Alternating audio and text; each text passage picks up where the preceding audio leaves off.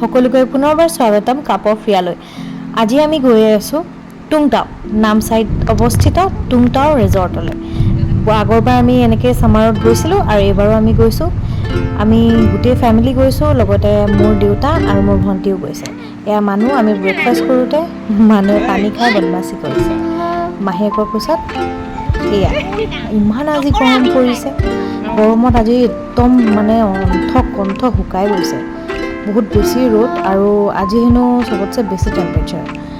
আমি গৈ আছোঁ টুংটাও অভিমুখে। অৰুণাচলৰ পাহাৰ আৰু চাংঘৰবোৰ মোৰ বৰ ভাল লাগে। তাহাঁতৰ যোনবোৰ আৰ্কিটেকচাৰ বৰ ভাল লাগে। কেনেকৈ ইমান ধুনীয়াকৈ চাংঘৰবোৰ বনাই থাকিবলৈ মোৰো মন যায়। আমি গৈ পালোঁগৈ টক্সিতা ৰিজৰ্টখন নতুনকৈ খুলিছে, সম্পূৰ্ণ হোৱা নাই, কিন্তু এটা ভিডিঅ'ত দেখিছিলোঁ বাবে আমি ভাবিলোঁ সোমায়ে যাওঁ, কেনেকুৱানো চাই যাওঁ। সোমালোঁ, ধুনীয়া পৰিৱেশ। যেতিয়া সম্পূৰ্ণ হৈ উঠিব তেতিয়া সঁচাকৈ বহুত ভাল লাগিব।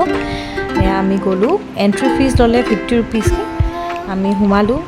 বেছি ৰ'দ আছিলে কাৰণে আমি এনজয় কৰিব নাপালোঁ, মানে ভাল নালাগিলে অলপ, মানে ৰ'দটোৰ কাৰণে আচলতে। তাৰপিছতে গ'লোঁ, খুব ধুনীয়াকৈ বনাইছে, খুব ধুনীয়া পৰিৱেশ। এয়া আমি গৈ পালোঁগৈ। তাত এনেকৈ ব্ৰিজ এখন আছে, মাজেদি গৈ যাব পাৰে আৰু পানীৰ সুতো বৰ ধুনীয়া আৰু তাত সৰু ফিছো আছে। এগালমান আমি ফিছ দেখিলোঁ। ৰিভিয়ে দেখি বৰ ভাল পালে।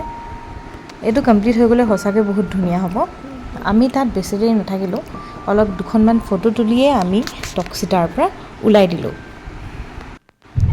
টক্সিতাৰ পৰা অলপ দূৰ যাব লাগে।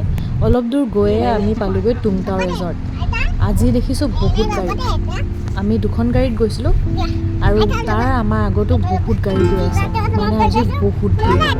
আৰু ৰিভি এয়া আইতাকৰ দুপট্টা লৈ খেলি গৈ আছে। তিনিচুকীয়াৰ পৰা 105 কিলোমিটাৰ নিলগত আছে এই টুংটাও ৰিজৰ্ট। আমি আহি পালোহি। ইয়াত চেঞ্জ কৰাৰো সুবিধা আছে, আপোনালোকে আহি ইয়াত চেঞ্জ কৰিব পাৰিব। টুংটাওৰো এণ্ট্ৰি ফিজ 50 ৰুপিজকৈ। এয়া দেখিছেনে কিমান বেছি মানুহ, সকলো ফালে মানুহ, সকলো বয়সৰ মানুহ আছে। এয়া মানুহ পানীত নামি গ'ল, পানীত পূৰাই চুইমিং কৰিছে। তাই একদম এনজয় কৰিছে। পানী দেখি একদম মানে ৰখিবই পৰা নাই। দেখিছেনে চাৰিওফালে কিমান বেছি মানুহ। ৰ'দ যদিও মানুহে মানে ইমান বেছি এনজয় কৰিছে পানীত। আমি আচলতে এটা জেগাৰ কাৰণেহে ৰখি আছোঁ। এটা জেগা পালেই বহিবলৈ ভাল, বহিলোঁ আৰু পাই আমি ইয়াত বহিলোঁ। 2খনমান ফটোও উঠালোঁ। বেছি গৰম কাৰণে আমি ফেমিলি পিকচাৰ ভালকৈ মাৰিব নোৱাৰিলোঁ।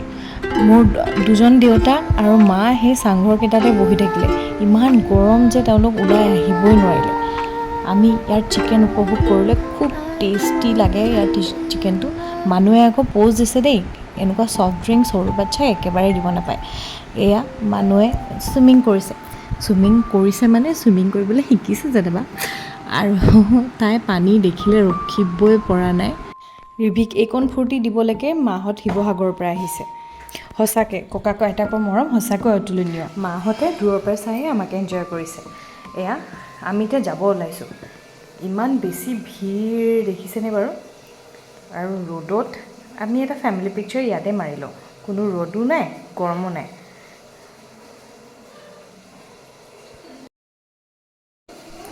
ইয়াৰ পৰা এইদৰে এনেকৈ চেল্ফি কৰ্ণাৰ এটাও বনাইছে। ফুলেৰে এনেকৈ গ্লাছ দি দিছে আৰু চেল্ফি মাৰিবলৈ বৰ ধুনীয়া লাগে। আমি পালোঁহি NH37 ধাবা। এইখন আছে বৰহাটজানত। ইয়াৰ খানা ইমানেই টেষ্টি। আপোনালোকে যদি ইফালৰ পৰা যায়, কাকোপথাৰ, অৰুণাচল এইফালে যদি যায়, ইয়াৰ তন্দুৰী চিকেনটো আপোনালোকে টেষ্ট কৰি চাবই, বহুত টেষ্টি। আমি খাই এতিয়া চব গুটি খালোঁ আৰু এতিয়া আমি ওলাইছোঁ। এয়া মাহঁতে পটককৈ ডিচাইড কৰিলে যে মাহঁত শিৱসাগৰলৈ ঘূৰি আহিব।